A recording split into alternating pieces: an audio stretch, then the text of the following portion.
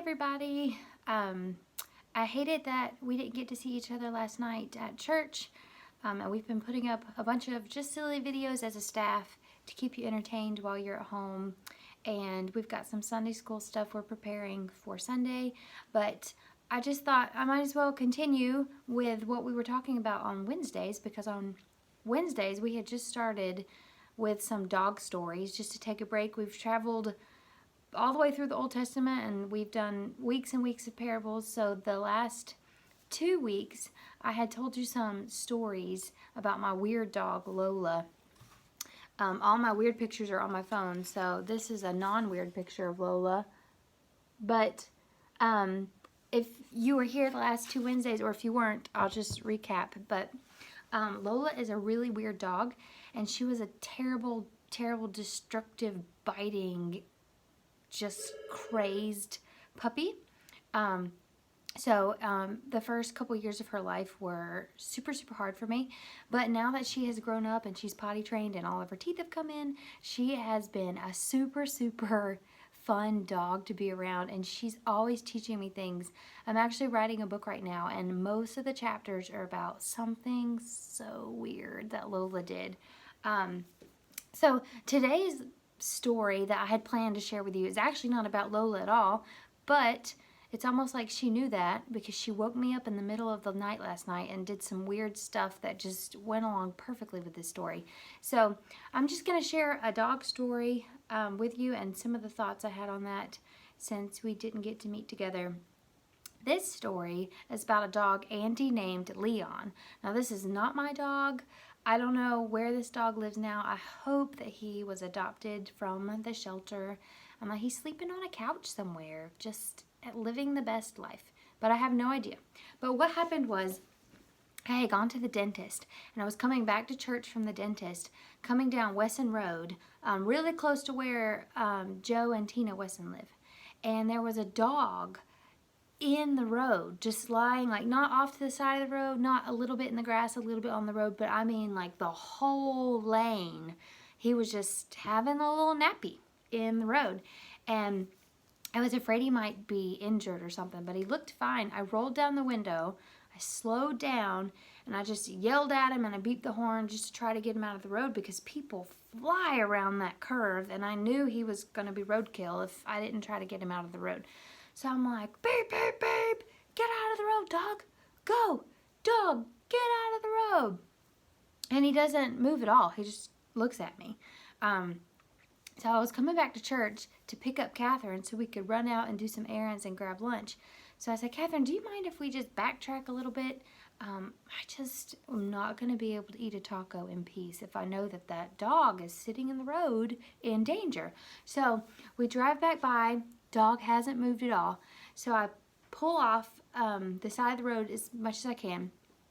And I get out and I'm like, here, doggy, doggy, here, doggy. And he gets up, so I know he's not injured. He gets up just fine and runs right under my car. Like completely under my car. I've got a picture on my computer I'm going to show you. This is Leon.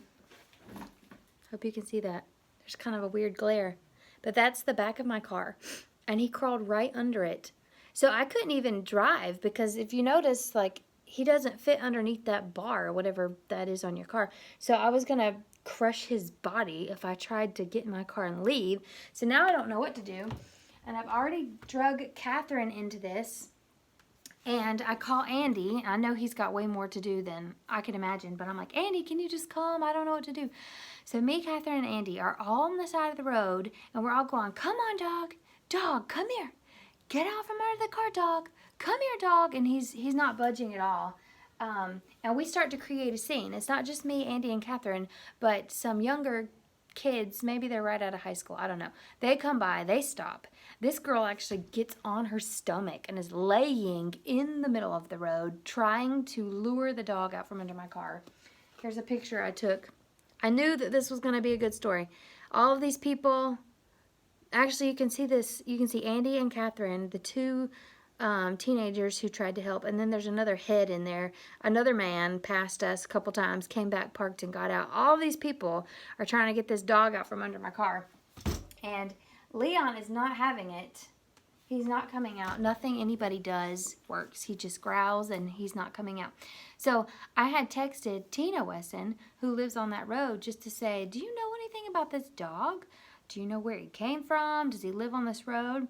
And she said a lot of people drop their dogs off or their pets off and just kind of leave. And that just broke my heart because she had seen this dog earlier. So he had just been wandering up and down the road, probably lost, confused, probably looking for his owner, maybe hungry, I don't know. So she was out running errands with Joe. When she gets back, she hops on her four-wheeler and comes over, and Tina, this is brilliant. I titled this chapter, The Time Tina Saved the Day, because 6 humans are in the road shouting at this dog to get out from underneath my car, and none of us are successful. And Tina just rolls up on her four-wheeler with some chicken pie in a little Tupperware. And she opens it up and says, "Here, dog, come get this food." And the dog immediately crawls out from under my car, runs to Tina, and gobbles up all the food. So what I should have done is just got in my car and left as fast as I could. But I was so stunned, like, Tina's brilliant. Why didn't I think about that? I was so stunned I didn't do anything. And so as soon as he had gobbled up the chicken pie, you know where he went. He crawled right back under my car. But thankfully, Tina was home for the rest of the day. So Tina went back and got some more food. And we lured Leon, as he has been named now, out from under my car. And I left, and Andy waited for animal control to come and take him somewhere to hopefully get him adopted. But it was just the craziest thing. And I spent an hour on the side of the road trying to get this dog out from under my car. Tried everything I could. 6 of us tried everything we could, and none of it worked. But Tina shows up with some leftovers, and immediately the dog comes out. And I just think it's such a beautiful reminder to us of how Jesus meets us and how Jesus meets our needs. Because a lot of times we like to point at people and tell people what they need to do. Like, just think of all the people that you would say, that's a sinner, that's someone who sins, that's someone who's doing something wrong. I mean, it could be anything from atheist, someone with a different religion, a prostitute, someone who identifies differently than you do, someone who votes a certain way and it's not the way you do. We have a long playlist, each of us do, where we list these are the people who are doing things wrong. And a lot of times as Christians, we sit back and say, this is what you need to do. This is what you need to do. You're wrong in this way, and this is what you need to do. But Jesus doesn't do that. If you read the New Testament, that's not how Jesus encounters people. Maybe the Pharisees, maybe the people who are always fighting him. But if you read any of the stories about Jesus, meeting people who were in need, who were hungry, who were thirsty, who had been bleeding, who had leprosy, who were outcast, who had died, when Jesus meets these people, he never says, okay, now listen, you're a sinner. You don't actually need a cheeseburger. What you really need is to be forgiven and to change your life. He doesn't walk up to someone with leprosy and say, well, actually, you gossip a lot of times, you steal, you don't give to the church. You really need to fix those things and follow me. And then all the rest doesn't actually matter. That's what matters. Get your life right. Jesus doesn't do that at all. Jesus consistently sees people's earthly, like human needs, the things that are weighing them down, and he meets them. When people are hungry, he gives them food. When people are sick, he heals them. And there's no string attached to it. He just does. And it reminds me of one of my all-time favorite stories in the Bible, which is Rahab. When God's people finally make it to the promised land and they send in the spies, a prostitute named Rahab actually hides them and protects them from the king and all of his men. And so in return, they say, since you protected us, hang out this red cord out your window, and when we come in to take the land, we'll protect you and your family. And they do. And they don't say, but you're a prostitute and you're living a terrible life and you need to get it together. If you get it together, get some papers signed that by somebody who's a witness that you got it together, then we'll save you. No, they don't do that, because that's not how Jesus works either. And the coolest thing about Rahab is, I mean, I hope she got her life together. I hope she stopped being a prostitute. But you know, a lot of times we think people do things because they're bad or because they're evil, but a lot of times we do the things we do that maybe are wrong, or maybe they're not healthy, because of what we're dealing with, because of abuse, because of isolation, because of worry, stress. We act a certain way as a reaction to what's happened to us.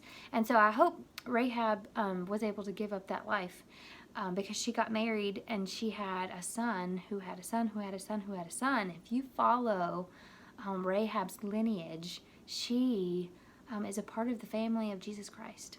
And she's listed as one of the only 4 women in the New Testament, in that little section that talks about who's related to who, leading up to Jesus. And Rahab gets to be a part of that story because of what she did.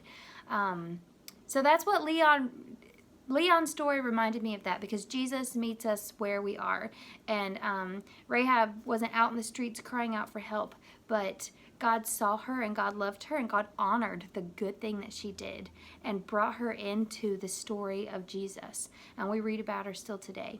And so as you're thinking about this, if you're still with me, the next time you're quick to judge, or you're quick to see someone on TV or the news or social media or even in your family, and you think they're wrong and they mess up and they this and they that, why don't you just take a step back and think about them in terms of Jesus? What is it that they need? Because Leon, yeah, he needed to get out of the road, and we were all right to tell him to get out of the road because we were all concerned about him. We didn't want him to be run over.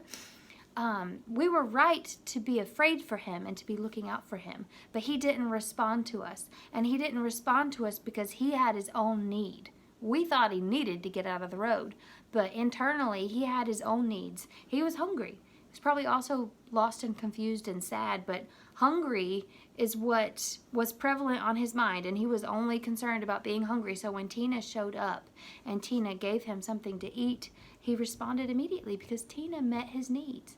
And that's what Jesus does. And so today, as we're at home, and some of you might just be annoyed that we've been stuck at home for almost a week now. Some of you might be really scared about what's going on in the world. So many people are sick.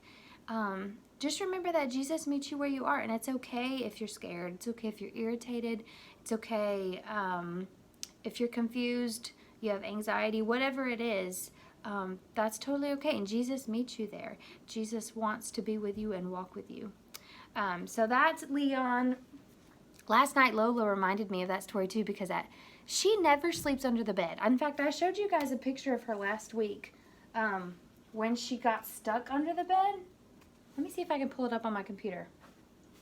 Only if I have the right password. Where is... There it is. Let me blow it up. This is the last time Lola was ever under the bed. I showed you that picture last week. Look at her face. She's like, what? Because she got stuck because she's a hefty, hefty girl. She doesn't fit under the bed. But for some reason, last night at 3:30 in the morning, she crawled under the bed. And then she did that weird, like husky noise and woke me up. And I honestly don't know what Lola needed because she's a dog and she doesn't speak English and she's a weird dog at that. But I called her name and I rubbed her belly and I laid my arm down and she slurped my arm for a while. And then I said, come here, Lola. And I tapped the bed and she jumped up and curled up next to me and went right to sleep like she normally does. And I just thought, you know, what a reminder. Leon was a couple years ago, but what a reminder just last night that we don't know what people need. Maybe people don't know what we need, but God does. And God meets those needs. I don't know what Lola needed. I guess she just needed some comfort from her mom so she could feel at home. But the thing is, Jesus meets those needs first, and then he seeks after the rest of the stuff, a life with him and a relationship with him. So be reminded of that. I forgot to pull it up on my computer, but I saw a cartoon someone posted on social media, and it made me really sad because it had 2 stations, and this station said something about, I don't know, it was a line and people were getting in line for medicine or for food or something, and this line was, the sign said, come learn about who Jesus is and have eternal life. Well, nobody was in this line, but this line was miles and miles long. And I hope Christians aren't resharing that because they're mad that people are in this line, because God knows people are in this line, and God is meeting people in this line. And it's okay that people are super upset and scared about the coronavirus right now, because God's going to meet them there. And it's okay that they're not lining up outside a church to ask about Jesus instead, because God meets us where our needs are. He gives us what we need so that we can redirect we can change our thinking because our needs are met, and we can follow him. So I encourage you, if you haven't already, been thinking and be opening your eyes and looking to how God is using you, how God is showing us that he's good, and what God is doing all over the world, because God knew that this was going to happen, and God's not scared, and God is always, always in control, and God has already won the battle. All of the battles we see now are already happening, have already happened, and God has the victory over them. So keep your eyes open to what God is doing. Stay positive, and when you look at people, try to change your perspective and think, what is their need? Maybe I see how they're acting, but what is it that they need, and how can I help show God's love, and how can I meet people's needs this week? That's all. That's my thought. Look at that. That was so long. Man, you guys got the shaft. On Wednesday nights, I'm so tired. I speak so fast. That's almost 17 minutes. If you want some more videos, Sunday school videos, or just some weird, funny videos of your staff, or if you're a parent and you need Sunday school videos, or there's a video from the RAs, lots of videos, we're compiling them and we're putting them on our YouTube page, and we will text out that link so you can get there. Students, if you're at home and you have lots of work to do, if you get stuck with your math or your Spanish, you know you can call me, you can FaceTime me. I'll be glad to help. So until I see you again, I love you, and I hope you have a great week.